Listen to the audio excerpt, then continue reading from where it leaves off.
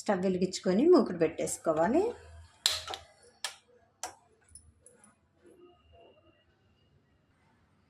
ఇందులోనికి 1 table spoon దాకా మెంతులు వేసుకోవాలి.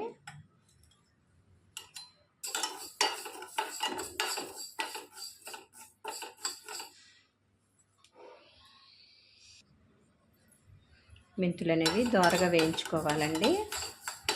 ఎక్కువ వేయించుకున్నా కూడా చేదొస్తాయి, అలాగని సరిపడా వేయించుకోకపోయినా కూడా చేదనిపిస్తాయండి. దోరగా వేయించుకుంటే చేదు అనేది రావండి,